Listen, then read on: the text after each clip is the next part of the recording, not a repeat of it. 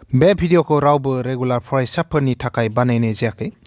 बर' हारिनि सोलोंथाइ बाख्रिखौ फेहेरनायाव मुथासे बिहोमा होनायनि थांखियैसो बानायनाय जादों।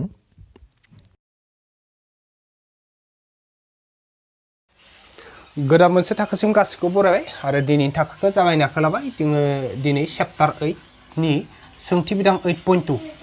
जाय चेप्टारनि मुङा जाबाय बलाम एबा समानथाला फुमसु। जों बेनिनो 9 नाम्बारनि सोंथिखौ दिनै मावफुंगोन। थांनाय थाखोआव जोङो सोंथि बिदां 8.2 निनो 7 नाम्बारनि सोंथिखौ मावफुंखादोंमोन। जुदि सोरबाफोर नैबे चेप्टारनि अबेबा मोनसे भिडिअनि अबेबा मोनसे थाखोनि भिडिअखौ नायाखैमोनब्ला आरो जुदि बे भिडिअखौ नायनोब्लाथाय आं गासैबो भिडिअनि लिंकखौनो नैबे भिडिअनि डेस्क्रिप्शनाव होना दोनखादों। डेस्क्रिप्शनाव थांनानै बैफोर लिंकफोरजों गोसोबायदि भिडिअफोरखौ नायनो हागोन। अब्लाथाय आं दा दिनै नैबे थाखोखौ जागायलांनि। दिनै जोङो 9 नाम्बारनि सोंथिखौ लादो। 9 नाम्बारनि सोंथियाव दङ खनाथि आखान्थिथाम ABCनि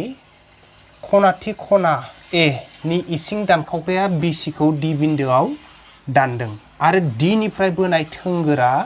ACखौ E बिन्दोआव दानदों। फोरमान खालामदि DE सानजा AB plus AC is equals to AB into AC। बेखिनिखौ जों फोरमान खालामनांगौ आरो। अब्ला गिबियावनो जों मा खालामनांगोन? सावगारिखौ आखिना लानांगोन। दा जों सावगारिखौ सोंथियाव माबायदि होदो इ मथे आखिना लानि। फार्स्टआवनो मा होनदों? खनाथि आखान्थिथाम ABCनि खना A खनाथि जागोन। खनाथि सोर जागोन? खना A आ। अब्लाथाय जोङो ओरैबायदि मोनसे आखान्थिथाम लानि जेराव खना A आ 90 डिग्री जायो आरो। ओरै लाबाय ना? जेनेबा गोजौनि नैबेखौ A खना लागोन ओमफ्राय 90 डिग्री जागोन आरो।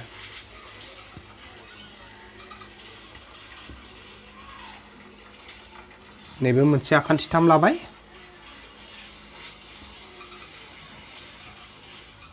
इनिनो नैबे खना A आ 90 डिग्री आरो। नैजे खना A ना? नैबे 90 डिग्री। खना A आ 90 डिग्री। BC ABC मोनसे आखान्थिथाम। ABC आखान्थिथामनिनो नैबे खना A आ 90 डिग्री। अब्लाथाय मा जाहैबाय? दा खना A नि इसिं दानखावग्राया BCखौ D बिन्दोआव दानदोंनो। अब्लाथाय दा खना A नि इसिं दानखावग्रा नांगौ जोंनो। नैजे खना A ना इखौ दानखावगोन आरो समानै खावनै खालामोब्लाथाय। ओरै खावनै खालामदो आरो नैबे हांखोआ जेनेबा खना Aखौ खावनै खालामदो नै खना आरो इ खना समान जानाय बायदि। अब्लाथाय नैबे दानखावग्राया मा होनदो? BCखौ D बिन्दोआव दानोनो। बेखायनो नैबे D बिन्दोआव दानबाय आरो। BCखौ D बिन्दोआव दानो। आरो मोनसे खोथा बुंदो आरो D निफ्राय बोनाय थोंगोरा दा D निफ्राय दोंसे थोंगोर बोगोन आमफ्राय थोंगोरा मा होनदो? ACखौ E बिन्दोआव दानोनो। दा D निफ्राय बोनाय थोंगोरा नैबे ACखौ E बिन्दोआव दानोब्लाथाय मा जागोन? D निफ्राय मोनसे थोंगोर बोनांबाय जों ओरैबायदि दोंसे थोंगोर बोबाय। थोंगोरबाथ' मा नैबे 90 डिग्री जाहैनांगोन आरो ना। नै AC सायाव बे मा E बिन्दोआव दानदों आरो। माने नैबे D बिन्दोनिफ्राय जाय थोंगोर बोदो इ थोंगोरा नै ACखौ E बिन्दोआव दानदों होनना बुंदो। अब्लाथाय जोंना नैबे खनाया 90 डिग्री जाबाय आरो ना बिदि। अब्लाथाय दा जोङो बेखिनिखौ सोंथिया जिखिनि होन्दोंमोन जोंनो खोथा बेखिनिखौ जोङो सावगारियाव बोना लाबाय। जे खनाथि आखान्थिथाम ABC होननाय लोगो लोगो ABC मोनसे खनाथि आखान्थिथाम लादो। इयावनो मा होनदो? खना A आ खनाथि खना होनदो। खनाथि खना A। गतिके A आ 90 डिग्री नालाय 90 डिग्री लादो नैबे A खना गोजौनिखौ। ओमफ्राय खना A नि इसिं दानखावग्राया BCखौ D बिन्दोआव दानदोनो। खना A खौ जाय दानखावग्रा इयो BCखौ नै D बिन्दोआव दानदो। आरो D निफ्राय बोनाय थोंगोरा ACखौ E बिन्दोआव दानदों। नै D निफ्राय जाय थोंगोर बोदो इयो ACखौ E बिन्दोआव दानदोंनो। अब्ला फोरमान खालामनांगौ नैखिनिखौ। अब्लाथाय दा जोङो सावगारियाव सोंथिनि मथे बोना लाबाय आरो मा होनाय दं इखौ जोङो होनाय दं होननानै लिरना लानांगोन। थामहिनबा सोंथियाव जि दं इखौनो लिरना लागोन। माथ्रायाव फोरमान खालामदि होनायखौ जों मा खालामगोन? फोरमान खालामनांगौदि होननानै जों लिरगोन आरो। दा होमबाथाय आं इखौ सोंथियाव मा मा होनाय दं बेखौ लिरना लाखानोसै। दा जोंनो सोंथियाव जिखिनि होनाय दं इखौ जों लिरना लाबाय। इयाव मा होनाय दं? जे खनाथि आखान्थिथाम ABCनि नैबे खनाथि आखान्थिथाम ABCनि खनाथि खना A नि इसिं दानखावग्राया नै इनि खनाथि खना A नि इसिं दानखावग्राया BCखौ D बिन्दोआव दानदों। नै BCखौ D बिन्दोआव दानदों ना? आरो D निफ्राय बोनाय थोंगोरा ACखौ E बिन्दोआव दानदों। आरो D निफ्राय बोनाय थोंगोरा ACखौ E बिन्दोआव दानदों। याव मा दंमोन इनि उनाव फोरमान खालामदि नाय दंमोन जों मा खालामदो फोरमान खालामनांगौदि लिरदो DE into AB plus AC equal थाबाय AB इनटु AC नै दा इखिनिखौ जों फोरमान खालामनांगौ दा फोरमान खालामनोब्लाथाय जों मा खालामनो फारि फारि इखौ नैयाव गिबियावनो फोरमान होना लिरना लागोन ओमफ्राय जोङो दा इखौ फारि फारियै फोरमान खालामलांबाय थागोन आरो फोरमानाव जोङो अबे मोनसे गिबियावनो थार बुंथि जाय मोनसे जों फोरमान खालामदोंमोन 8.2.1 ना बे मोनसे थार बुंथिखौनो जोङो फिन बेयाव बाहायफिनलायगोन जोंना थार बुंथि बायदिब्लाथाय माबायदिमोन आं खेबसे गोसोआव खोख्लैना होदो हमना ला इ मोनसे आखान्थिथामब्लाना हमना ला ABC आ मोनसे आखान्थिथाम अब्लाथाय इयाव जुदि हमना ला नैबे खना A नि इसिं दानखावग्रा दोंसे दं हमना ला इ खना A नि इसिं दानखावग्रा आरो इ जुदि नै BC खौ D बिन्दोआव दानोब्ला जोंना नैबे थार बुंथि बायदिब्लाथाय मामोन AB आरो AC खौ मा रुजुथायाव लिरनो हायो जोङो बा नैबे BD रुजुथाय DC खौ मा लिरनो हायोमोन BD रुजुथाय DC B निफ्राय D सिम मोनसे लाबाय आरो D निफ्राय C सिम मोनसे लाबाय ओमफ्राय रुजुथाय खालामबा मा लिरनो हायोमोन जोङो नै गुबुन दोंनै आखान्थिनि रुजुथायाव लिरनो हायोमोन माने AB रुजुथाय AC लिरनो हायोमोन AB रुजुथाय AC लिरनो हायोमोन आरोना बेफोरबायदि अब्लाथाय नैबे थार बुंथिखौनो जों बेयाव बाहायलायगोन दा जोङो फारि फारि बेखौ बाहायलांनि नैयाव साइडआव लाबाय आङो दा इयाव इफोरबायदिनो होनदो जे ABC आ मोनसे आखान्थिथाम खनाथियानो जा जियानो जा मोनसे आखान्थिथाम बियो ओरैहाय दं ABC गोजौखै A B ओमफ्राय ओरै C दं आरोना अब्लाथाय ABC आव मा होनना बुंथो खना A नि इसिं दानखावग्राखौ AD खौ होनना बुंखादो माने नै AD आ मा खालामखादो खना A खौ बुखावना होदो आरोना अब्लाथाय जुदि AD आ नैबे खना A खौ बुखावना होदोब्ला नैबे खनाजों समान जानाय बायदि बुखावना होदोब्लाथाय मा जागोन जोंहा नैबेयाव माने ओरै लिरनो हायो जे खना A नि इसिं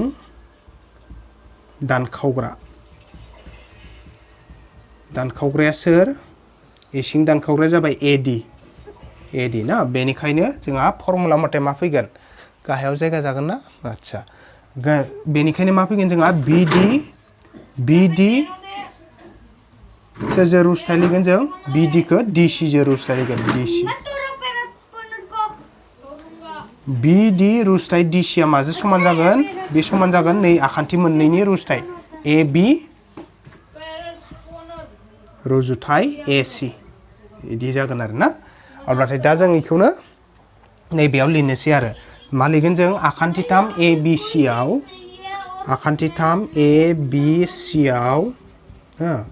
खना A नि नैबे खना A नि इसिं बुखावग्राया सोर AD इसिं बुखावग्रा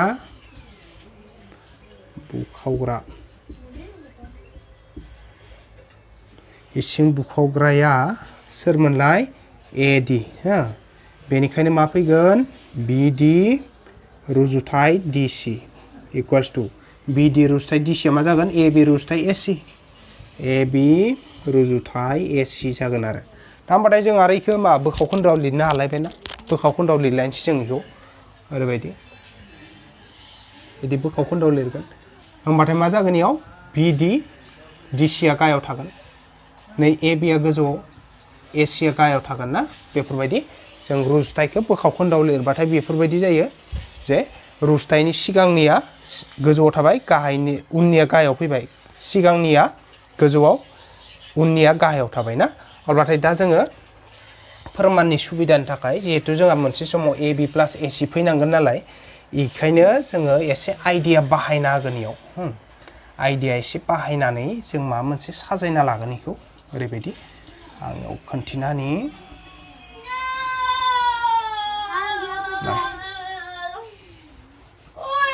याव ओरैबायदि जोंहा मा दं आगसिथिं BD बाय DC दं ना BD बाय DC दं मा दं जोंना BD बाय DC दं आगसिथिं आगदाथिं AB बाय AC दा जों मा खालामनि जे BD बाय DC दं आगसिथिं ओजों मा खालाम से दाजाबनानै हो दा जों से दाजाबबा मा जागोन आगदाखै जे AB बाय AC दंमोन ना इजोंबो मा जागोन सेआ दाजाब जागोन आरो जों मा खालामदो ओजोंहा आगसिथिं बिडि बाय डिसि दि दंमोन बिडि बाय डिसि जो सेखौ दाजाबना होदो आगसिखै से दाजाबबा आगदाखैबो से दाजाबथारनांगोन आगदाखै दं एबि बाय एसि दंमोन इजोंनो सेखौ दाजाबना होबाय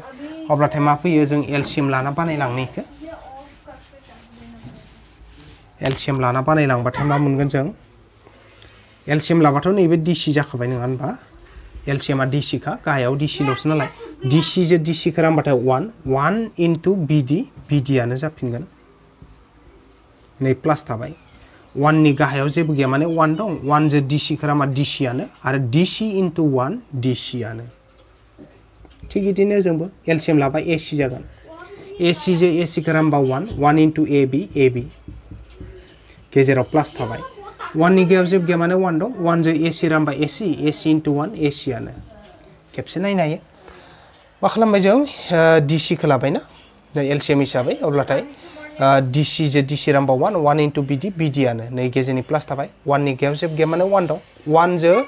एलसिएम डिसि रानबा एलसिएम डिसि खौ रानबा 1 जो डिसि खौ रानबा डिसि आनो डिसि इनटु 1 डिसि इकुवेल थाबाय एलसिएम लाबाथाय एसि जो एसि रानबा 1 इनटु एबि आनो नै गेजेरनि प्लास थाबाय 1 नि गाहायाव जेबो गैया माने 1 दं 1 जो एसि रानबा एसि आनो एसि इनटु 1 एसि अब्लाथाय मा मोनगोन गाहायनिया इदिनो थाथ'बाय दे डिसि इयो एसिया इदिनो थाथ'बाय गोजौना ओजोंनाथ' एबि प्लास एसि इदिनो थागोन एबि प्लास एसि नैबे आगसिनिखौ एसे साजायनि बिडि प्लास डिसिया मा जायो जोंनियाव नायनोसै सावगारिनिफ्राय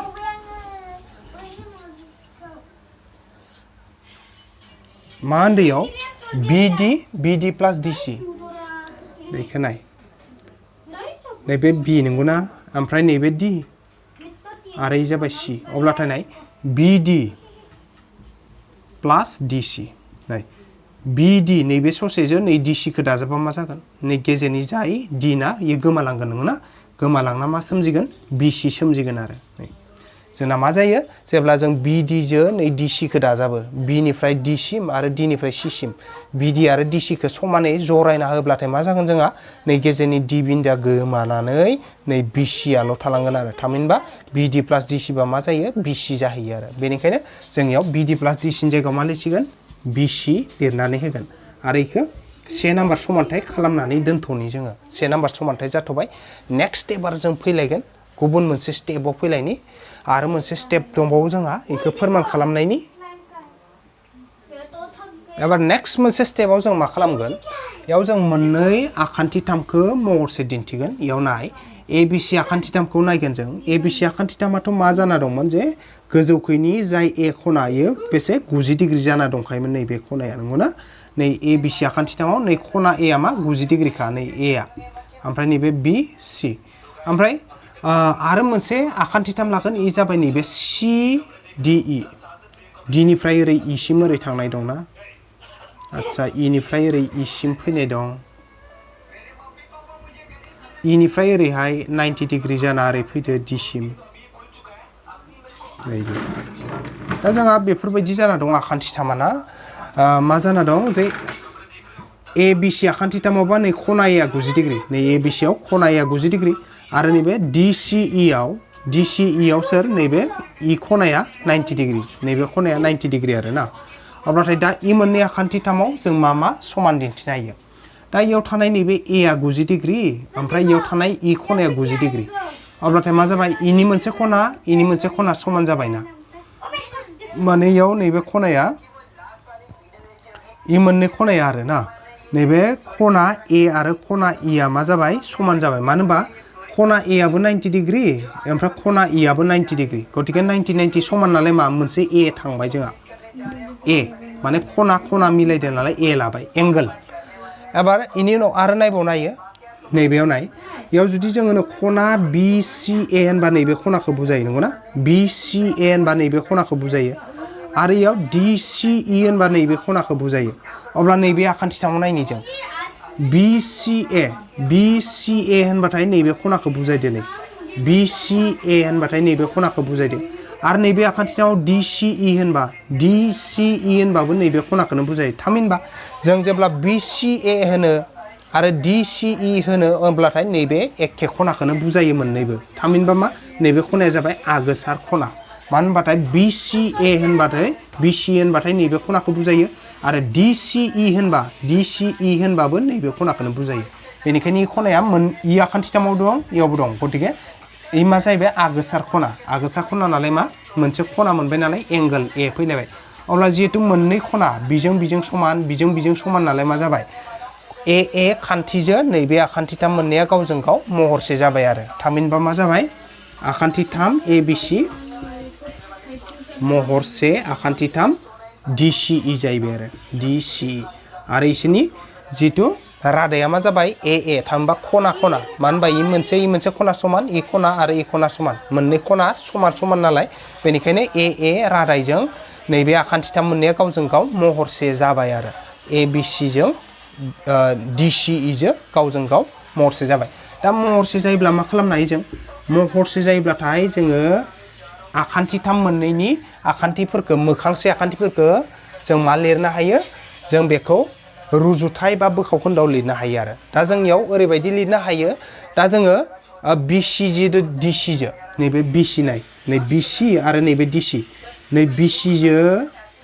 नैबे DC जो BC आरो DC इसोरखौ जोङो रुजुथायाव लिरनो हागोन महरसे बा मोखांसे नालाय इसोर इ मोननैया गावजों गाव आखान्थिथाम मोननैया महरसे जाबाय नालाय इनि नैबे मोखांसे आखान्थि नै मोनसे आरो इ मोनसेखौ मा लिरनो हायो जोङो मोनसे बोखाव खोन्दोआव लिरनो हायो थामहिनबा BC divided by DC बिदि लिरबाय अब्लाथाय आरोबाव जों गुबुन दोंनै आखान्थिखौबो बेफोरबायदि लिरनो हागोन जों मोखांसे हिसाबै इ जेन'बा AB आरो DE खौ लिरनो हायो नैबे AB ना नै AB माने नैबे आखान्थिया AB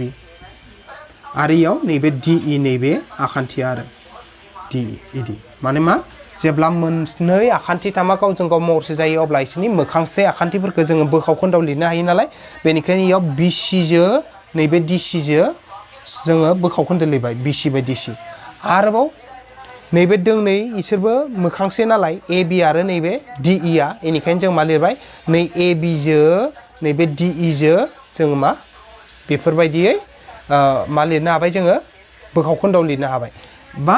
जों नैखौबो लिरनो हागोन आग्लायना थानाय आरो गुबुन आखान्थि दोंनाया मा दंबावो नैयाव AC दङ आग्लायनानै आरो इयाव CE दंना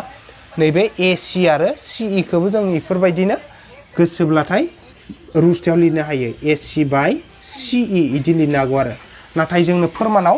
नै मोननैजोबानो फोरमाना फैगोन नालाय बेनिखायनो नै ससेखौ लिराबाबो खोथा गैया नैबे ससेखौ लिराबाबो खोथा गैया बेखायनो दा जोङो नैबेखिनि जि मोनबायना इखौ जों इयाव बुजायना लिरसिगोन आरो ओरैगोन दानिया आखान्थिथाम ABC आरो आखान्थिथाम CDE आव CDE नि होबाबो जायो CDE नि इ मोननैनि ABC आरो CDE नि इसोरनि मा समानमोन फार्स्टआवनो नैबे खनाजों नैबे खना समान ना इ खनानि मुङा मा मुं BAC खना BAC AC इक्वल्स टु खना BAC जो सोर समानमोन नैबे DEC आ DEC आरो जाहोना मा जाहोना जाबाय नैबे BAC आबो 90 DEC आबो 90 मोननैबो 90 नालाय इक्वल्स टु 90 डिग्री होनाबानो जाबाय माने इयाव BAC आरो DEC गासैबो 90 मोनसे A थांबाय ओमफ्राय अबेमोन नै खनाजों नैबे खनाजों समानमोन ना मा खना इनि नामा इ जाबाय BCA is equals to खना BCA जो सोर DCE जो समान DCE जो समान जाहोना मामोनलाय जाहोना जाबाय आगोसार खना मानो होनबाथाय एखे खनाखौनो गुबुन गुबुन मुं होदो नाय BC होनबाबो बे DC होनबाबो एखे खनाखौनो बुंनाय जायो BCA माने सोर BCA नैबे खनाखौ बुंबायना DCE माने मा DCE नैबे खनाखौनो बुंलायबायना अब्लाथाय मोननै खनाखौ बुंबाबो नै खनाखौनो बुजायो नालाय इयो आगोसार कमन दं इयो मोननैयावबो बेखायनो इयो फैबाय आगोसार खना हिसाबै अब्लाथाय जोंहा मा जाहैबाय अब्ला जोंहा बेयाव जिहेतु इ मोननैया खना मोननै नैबे खना जरासे खना आरो जरासे खना जरानि खनाया समान नालाय इ मोननै आखान्थिथामा गावजों गाव महरसे जाबाय आरो नैयाव लिरना दं बेनिखायनो आखान्थि 3 मा मुंयो ABC आरो मोनसे CD ABC महरसे आखान्थि 3 CDE आरो रादाया मा खना जरासे आरो जरासे खना जरानै समान जादोंमोन नालाय बेखायनो AA खना खना रादायजों बा एंगल रादायजों बे आरो अब्ला इ जालांबायना अब्लाथाय जों मा लिरनो हासिगो मोखांसे आखान्थिफोरखौ रुस्तायाव लिरनो हागोन थामबा BC by DC आरो मोनसे AB by DE इखौ जोङो लिरबाय ओमफ्राय इखौ 2 नाम्बार खालामना दोनबाय जों 2 नाम्बार अब्लाथाय जों 1 आरो 2 खौ रुजुना नायगोन ओमफ्राय 1 आरो 2 निफ्रायनो जोंहा फोरमाना फैगोन आरो दा आङो नैबेयाव 1 नाम्बारखौ आं खोमोरथला आंनो नांगोन नालाय आं नैयावनो बानायनानै ससेखौ आद्राखौ नैबेखौ आं खोमोरथवासै आरो ना बेखौ खोमोरथवासै ओरैनो सिन होथेनाल' दोनबाय आं माने 1 आरो 2 खौ बाहायगोन जों ओरै स 1 आरो 2 इमप्लाइज बेनिखायनो 1 आरो 2 निफ्राय मा फैगोन 1 आरो 2 निफ्राय 1 आरो 2 मोननैयावबो नाय 1 नि आगसिथिं BC by DC 2 नि आगसिथिंबो BC by DC अब्ला 1 नि आगसिखै BC by DC 2 खैबो BC by DC आगसिजों आगसि समान ना आगसिजों आगसि समान नालाय आगदानिजों आगदाबो समान जागोन आरो बेनिखायनो मा जागोन जोंहा नै आगदानिजों समान जागोन आरो थामहिनबा मा लिरनो हागौ जोंनियाव ओरैबायदि लिरनो हागौ आगदाखै 1 नि आगदायाव मा दं AB plus AC divided by AC दं ना is equals to ओमफ्राय 2 नि आगदाखै दं AB by DE दं आरो ना अब्लाथाय जों इखौ लिरबाय मा लिरखो जोङो 1 आरो 2 आव नायनो थांबाथाय नै आगसिनिजों नै आगसिनि BC by DC एखे ना एखे नालाय आगदाजों आगदा समान जागोन नालाय 1 नि आगदाखै AB plus AC by AC दंमोन बेखायनो AB plus AC by AC खौ लिरबाय आरो 2 नि आगदाखै दंमोन AB by DE खौ लिरबाय माने आगसिजों आगसि समान नालाय आगदाजों आगदा समान आगदानिजों समान दा इखौ खेंस्लाय सानजाबना होबानो जोंहा फोरमाना फैयो जों जुदि खेंस्ला सानजाबो AB plus AC जों DE आ सानजाबगोन बेनिखायनो ओरै खनाजों खना सानजाबबा मा जागोन नैबे DE आ AB plus AC जों सानजाबबाय गेजेराव इकुवेला थाबाय आरो AB जों AC जों खनाजों खना सानजाबगोन AB into AC अब्लाथाय जोंहा जाय फोरमान खालामनो दं बे फैबायना जोंहा फोरमानाव दंमोना DE नैयाव सानजाबसिनखौ होबानो जाबाय सानजाबसिन ब्रेकेटखौ DE into AB plus AC थाबायना इकुवेल थाबाय AB into AC एखे ओंखारबायना बियो मानो होनबाथाय जोंहा इखौ खेंस्लाय सानजाबदो जोङो DE जों AB plus AC सानजाबनाय लोगो लोगोन DE into AB plus AC फैयो DE into AB plus AC equal थाबाय गेजेराव आरो AB जों AC जों खना खना सानजाबबा AB into AC आरो इनो फोरमान आरो इखौनो फोरमान खालामखानो होदों नालाय जोंनियाव मा नांगोन प्रुफ होना लिरना होनांसिगोन आरो प्रुफ गतिके जोंहा इयो फोरमान जालांबाय अब्लाथाय 8 नाम्बारनियाबो जोब्बाय जोंहा आरो 8 नाम्बारनि सोंथिया मावफुंजानायजों लोगोसे आं गासैखौबो साबायखर बावनानै दिनैनि नैबे थाखोखौ बेखिनियावनो फोजोबथ'बाय गोजोन्थों।